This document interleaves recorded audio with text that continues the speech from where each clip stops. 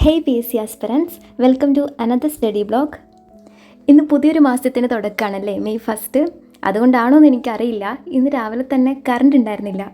കഴിഞ്ഞ 28-ാം തീയതി VFAയുടെ ഒരു സ്പെഷ്യൽ എക്സാം നടന്നിട്ടുണ്ടായിരുന്നു. അപ്പോൾ അതിൻ്റെ ക്വസ്റ്റ്യൻ പേപ്പറാണ് ഞാനിന്ന് രാവിലെ തന്നെ ചെയ്യാൻ തുടങ്ങിയത്.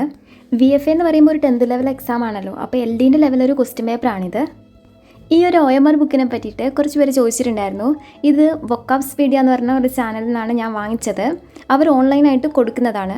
അല്ലാതെ തന്നെ നിങ്ങൾക്ക് ഫ്ലിപ്കാർട്ടിൽ നിന്നോ സാധാരണ ഷോപ്പിൽ നിന്നോ ഒക്കെ നിങ്ങൾക്ക് സ്റ്റേഷനറി ഷോപ്പിൽ നിന്ന് നിങ്ങൾക്കിത് വാങ്ങിക്കാൻ വേണ്ടി പറ്റും. ഇന്നത്തെ എൻ്റെ ടു ഡു ലിസ്റ്റ് എന്ന് പറയുന്നത് ഈ ഒരു ക്വസ്റ്റ്യൻ പേപ്പർ ചെയ്ത് നോക്കണം. Daily current affairs, maths, clock topic revision ചെയ്യണം. അത് ഞാൻ ഓൾറെഡി പഠിച്ചതാണ്, അത് റിവൈസ് ചെയ്യണം. ഇംഗ്ലീഷ് നോക്കണം, PYQ സയൻസ് പാർട്ട്, പിന്നെ NCERT പഠിക്കാൻ വേണ്ടി സ്റ്റാർട്ട് ചെയ്യണം. GK ടോപ്പിക്ക് കേരളത്തിലെ വന്യജീവി സങ്കേതങ്ങൾ, അത് കഴിഞ്ഞിട്ടുണ്ടായിരുന്നില്ല, അപ്പോൾ അതിൻ്റെ ബാക്കി നോക്കണം. PYQ ഇംഗ്ലീഷ് പാർട്ട് നോക്കണം. ഈ ഒരു ക്വസ്റ്റ്യൻ പേപ്പറിൻ്റെ തെറ്റിപ്പോയ ആൻസേഴ്സും പിന്നെ സ്കിപ്പ് ചെയ്ത ആൻസേഴ്സും പഠിക്കണം. അപ്പോൾ ഇതാണ് ഇന്നത്തെ എൻ്റെ ഒരു പ്ലാൻ എന്ന് പറയുന്നത്. പിന്നെ പറയാനുള്ളത് NCERT പഠിക്കാൻ വേണ്ടിയിട്ട്, അതായത് നമ്മുടെ +1 +2 കോൺസ്റ്റിറ്റ്യൂഷൻ, അതിൽ പൊളിറ്റിക്സ് ആണുള്ളത്, എക്കണോമിക്സ്, ജോഗ്രഫി, ഹിസ്റ്ററി, IT, ഇത്രയും കാര്യങ്ങൾ, ഇത്രയും ടോപ്പിക്സ് സബ്ജക്റ്റ് ഇൻക്ലൂഡ് ആയിട്ടുള്ള ഒരു ഗൈഡ് ഞാൻ ഓർഡർ ചെയ്തിട്ടുണ്ടായിരുന്നു. ലക്ഷ്യയുടെ ആണ്, റീഫോക്കസ് എന്ന് പറഞ്ഞിട്ട്. അധികം ആൾക്കാർ യൂസ് ചെയ്യുന്നതാണെന്ന് തോന്നുന്നു. ഞാൻ യൂട്യൂബിൽ നോക്കി സെർച്ച് ചെയ്തിട്ട് നല്ല ഗൈഡ് ഏതാണെന്ന് സെർച്ച് ചെയ്തപ്പോൾ ഈ ഒരു ലക്ഷ്യയുടെ പേരാണ് വന്നത്. അതുകൊണ്ടാണ് ഇത് വാങ്ങിച്ചത്. ഇന്ന് രാവിലെ അത് ഡെലിവറി ചെയ്തിട്ടുണ്ടായിരുന്നു.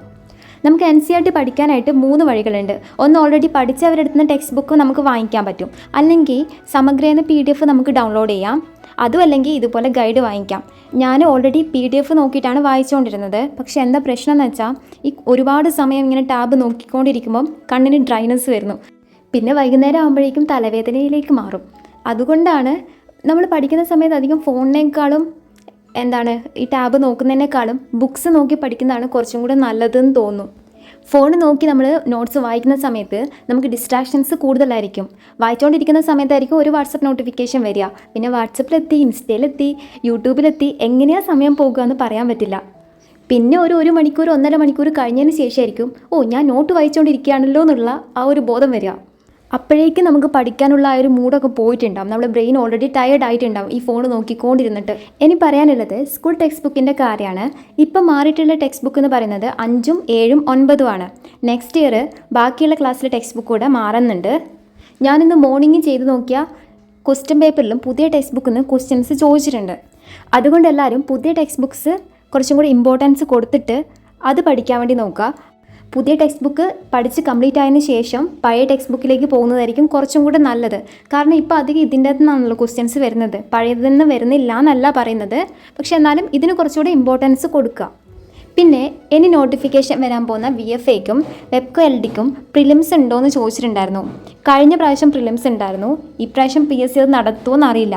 കാരണം മുന്നത്തെ LDക്ക് പ്രിലിം ഉണ്ടായിരുന്നു, ഈ LDക്ക് പ്രിലിം ഉണ്ടായിരുന്നില്ല. അതുകൊണ്ട് ഇവരെ കാര്യമായതുകൊണ്ട് നമുക്കൊന്നും പറയാൻ പറ്റില്ല. പുതിയ ടെക്സ്റ്റ് ബുക്ക് അല്ലെങ്കിൽ നോട്ട് ബുക്ക് കിട്ടുമ്പോൾ നമുക്കൊരു ആവേശം ഇരിക്കുമല്ലോ. അതുകൊണ്ട് തന്നെ ഞാൻ കോൺസ്റ്റിറ്റ്യൂഷൻ്റെ ഒരു ചാപ്റ്ററും ഹിസ്റ്ററിയുടെ ഒരു ചാപ്റ്ററും ജസ്റ്റ് സ്റ്റാർട്ട് ചെയ്ത് വെച്ചിട്ടുണ്ടായിരുന്നു. ഒരു ചാപ്റ്ററിൻ്റെ ഓൾറെഡി ഞാൻ നോട്ട്സ് PDF നോക്കിയിട്ട് തയ്യാറാക്കിയതാണ്. അപ്പോൾ എനിക്ക് വലിയ ഡിഫറൻസ് ഒന്നും തോന്നിയില്ല. PDFിലുള്ള എല്ലാ കാര്യങ്ങളും ഇതിലുണ്ട്, ഇൻക്ലൂഡഡ് ആണ്. 10th പ്രിലിംസിന് വേണ്ടിയിട്ട് ഒരു സ്റ്റഡി പ്ലാൻ തയ്യാറാക്കി തരുമെന്ന് ചോദിച്ചിട്ടുണ്ടായിരുന്നു. 10th പ്രിലിംസിൻ്റെ സിലബസിൽ എന്തൊക്കെയാണ് വരുന്നത്? മാത്സും GKയും കറണ്ട് അഫെയർസും സയൻസ് പാർട്ട് മാത്രമാണ് വരുന്നത്. അപ്പോൾ നമ്മൾ ആദ്യം സിലബസ് എടുത്ത് വെക്കുക. അതിന് നമ്മൾ ആദ്യം ചെയ്യേണ്ടത് അത് ഇൻക്ലൂഡ് ആയിട്ടുള്ള ടെക്സ്റ്റ് ബുക്ക് ചാപ്റ്റേഴ്സ് നമ്മൾ ആദ്യം പഠിച്ച് കംപ്ലീറ്റ് ചെയ്യുക എന്നുള്ളതാണ്. അതിനുശേഷം ടെക്സ്റ്റ് ബുക്കിൽ ഇല്ലാത്ത ടോപ്പിക്സ് ഉണ്ടാവുമല്ലോ, കേരള ജോഗ്രഫി, അതൊന്നും ടെക്സ്റ്റ് ബുക്കിൽ അധികം പറയുന്നില്ല. അപ്പോൾ കേരള ജോഗ്രഫിയൊക്കെ നിങ്ങൾക്ക് ഒന്നിക്കിൽ റാങ്ക് ഫയലോ അല്ലെങ്കിൽ വേറെ ഏതെങ്കിലും മെറ്റീരിയലോ യൂസ് ചെയ്തിട്ട് ആ ടോപ്പിക്സൊക്കെ കംപ്ലീറ്റ് ചെയ്യാം. പിന്നെ മാത്സ് ആണ് മെയിൻ റോള് പ്രിലിംസിൽ. 20 മാർക്ക് മാത്സിനുണ്ട്. അതുകൊണ്ട് മാത്സിൽ ഓരോ ടോപ്പിക്ക് വൈസ് തന്നെ പഠിച്ച് പോകാൻ നോക്കുക. ജസ്റ്റ് PYQ മാത്രം നോക്കി പോവാതെ ഓരോ ടോപ്പിക്കും എടുത്ത് വെക്കുക. ടോപ്പിക്ക് വൈസ് പഠിച്ച് മുന്നോട്ട് പോവുക. മാത്സ് എൻ്റെ ഒരു വീക്ക് സബ്ജക്റ്റാണ്. അപ്പോൾ ഞാൻ എങ്ങനെയാണ് പഠിക്കുന്നതെന്ന് വെച്ചാൽ, മാത്സിൽ ഞാനൊരു ബിലോ ആവറേജ് എന്ന് വേണമെങ്കിൽ പറയാം. അതുകൊണ്ട് അങ്ങനെയുള്ളവർ മാത്രം ഈ ഒരു പാർട്ട് കേട്ടാൽ മതി. ഓൾറെഡി മാത്സിൽ ടോപ്പായിട്ട് നിൽക്കുന്നവരെ ഈ ഒരു പാർട്ട് സ്കിപ്പ് ചെയ്ത് പോവുക. ഓക്കെ, എൻ്റെ കയ്യിൽ മാത്സിൻ്റെ ഒരുവിധ എല്ലാ ടോപ്പിക്സിൻ്റെയും നോട്ട്സ് ഉണ്ട്. ചിലത് യൂട്യൂബ് നോക്കിയിട്ട് തയ്യാറാക്കിയതാണ്, അല്ലാത്തത് ഞാൻ ഓഫ്ലൈൻ ക്ലാസ്സിന് പോയപ്പോൾ കിട്ടിയിട്ടുള്ളതാണ്. അപ്പോൾ ഞാൻ രണ്ടും കൂടെ വെച്ചിട്ടാണ് പഠിക്കുന്നത്. ഇപ്പോൾ ഒരു ടോപ്പിക്ക്, ഒരു എക്സാമ്പിൾ എടുക്കുകയാണെങ്കിൽ ക്ലോക്ക് എന്നുള്ള ടോപ്പിക്ക് എടുക്കുക. അത് നമ്മൾ അതിനകത്തുള്ള എല്ലാ പ്രോബ്ലംസും നമ്മൾ ചെയ്യുക. നെക്സ്റ്റ് ടോപ്പിക്ക് ഇപ്പോൾ ആവറേജ് എടുക്കുക, അത് ചെയ്യുക.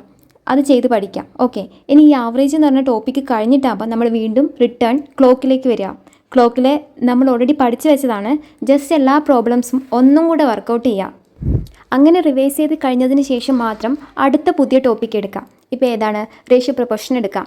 അതിൽ ഇതേപോലെ സെയിം ആ ഒരു പ്രോബ്ലംസ് മുഴുവൻ നമ്മൾ ചെയ്ത് നോക്കുക. നോട്ട്സിൽ എഴുതിയിട്ടുള്ളതും നമുക്ക് എക്സ്ട്രാ ക്വസ്റ്റ്യൻസ് കിട്ടുമെങ്കിലും അത് ചെയ്ത് നോക്കാം. ആ ഒരു ടോപ്പിക്ക് കംപ്ലീറ്റ് ആയതിനു ശേഷം വീണ്ടും റിട്ടേൺ ക്ലോക്കിലേക്ക് വരിക, ക്ലോക്കിൽ റിവൈസ് ചെയ്യുക, ദെൻ ആവറേജ് റിവൈസ് ചെയ്യുക, ഇപ്പോൾ പഠിച്ച റേഷ്യോ പ്രൊപ്പോർഷൻ റിവൈസ് ചെയ്യുക. ഇത്രയും കഴിഞ്ഞതിന് ശേഷം മാത്രം പുതിയ ടോപ്പിക്ക് എടുക്കുക.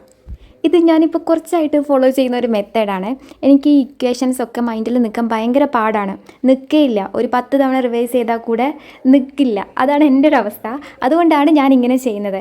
അപ്പോൾ അങ്ങനെയുള്ളവർ മാത്രം ഈ ഒരു മെത്തേഡ് ഫോളോ ചെയ്യുക, അല്ലാത്തവർ നിങ്ങളുടെ രീതിയിൽ പഠിക്കുക മാത്രമല്ല മാക്സിമം റിവൈസ് ചെയ്യാനും കൂടെ നോക്കുക. പുതിയൊരു വീഡിയോയിലേക്ക് കാണാം. Bye bye guys.